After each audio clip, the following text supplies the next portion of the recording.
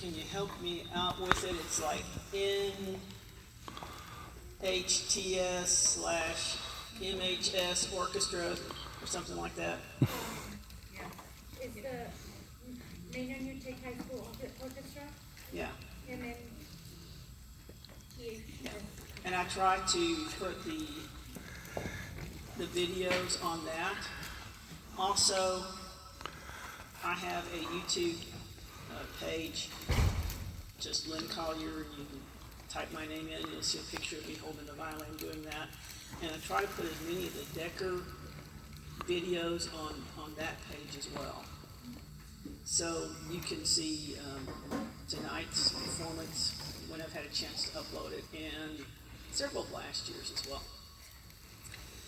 The first piece we're going to be doing is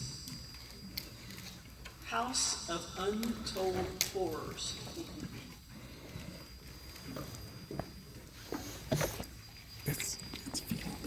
Turn it off.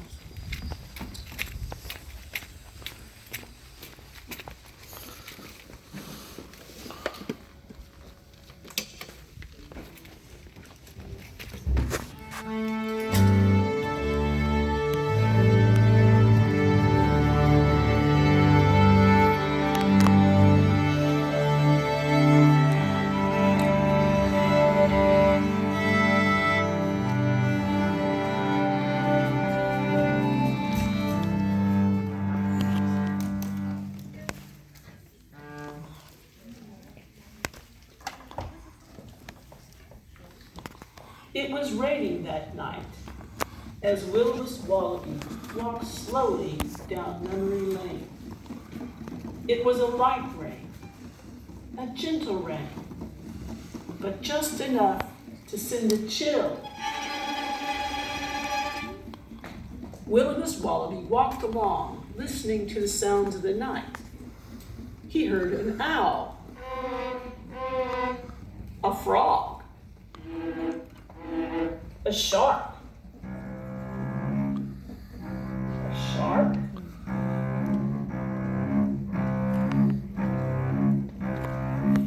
And from far, far away, the sound of a lonely violinist practicing scales. But suddenly, it started to rain harder.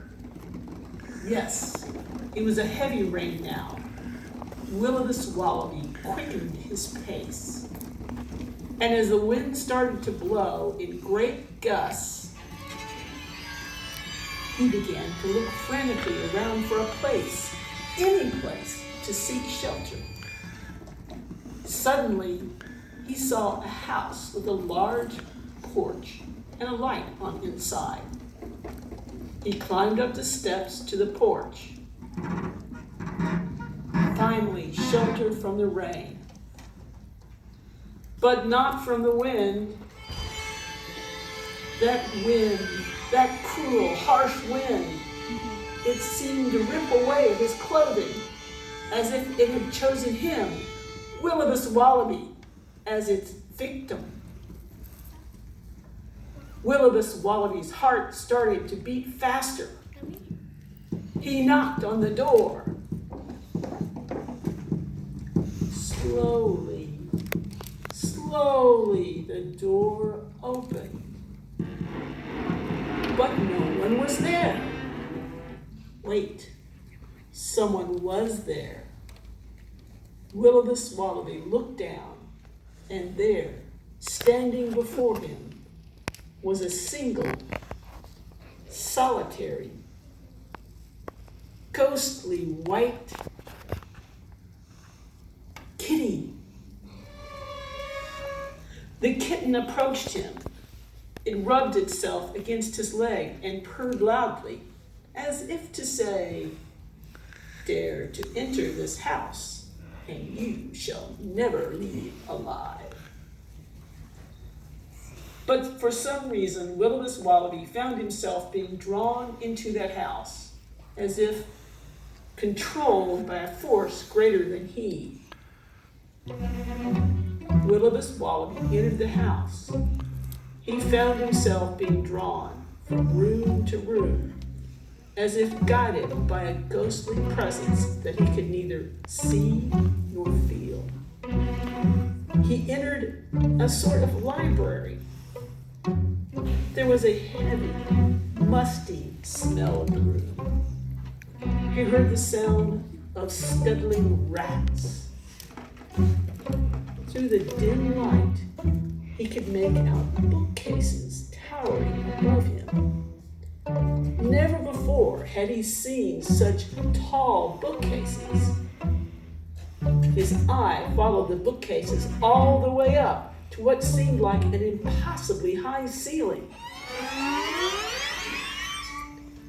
He heard from somewhere a clock striking 9.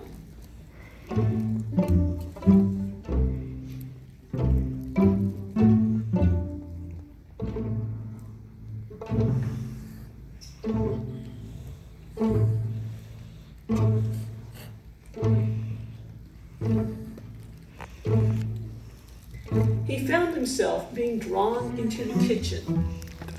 There were those scuttling rats again, and then he saw it. On the table, sitting, right there on the table, just inches away from him. Oh, it was too horrible to picture, yet picture it we must. Yes, sitting right there on the table, on a flowery china plate was a cupcake. And on top of that cupcake was a sickly looking orange frosting. And on top of that was a jelly bean. And it was, could it be? Yes, the jelly bean was licorice. The sheer horror of this sight was enough to shock him back into consciousness. Now, having fully regained his senses, one thought, and one thought only, flashed in his mind like a strobing neon light. Escape!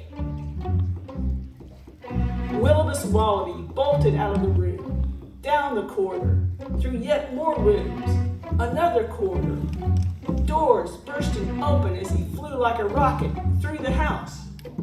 He arrived at the front entry, but standing before him again was the purring kitty.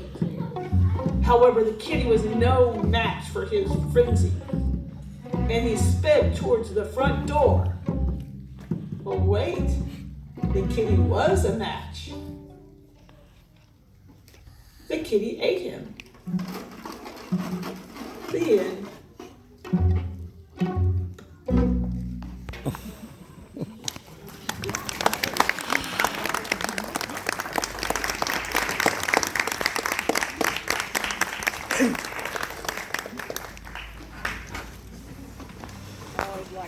I always like to include one or two that just shows all the funny sound effects that you can make on a string instrument.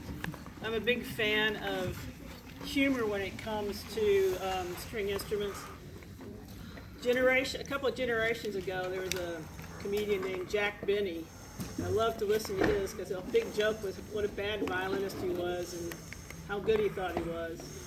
And now there's a lot of different comedians out there, two-set violins that just share the experience of what it's like to be a string player, funny sounds that can be made with instruments, and just what it's like, the struggle. The struggle is real. And also the beauty and glory of it. The next piece is called Curse, it's a long name, Curse of the Rosin-Eating Zombies from Outer Space. So pretend like you're watching one of those old 50s movies with the really, really cheesy 3D effects. You could tell it's somebody walking around in a plastic monster outfit. And the lovely couple who decides for no good reason to go walking out in the middle of nowhere and meet the axe murderer and all that kind of stuff.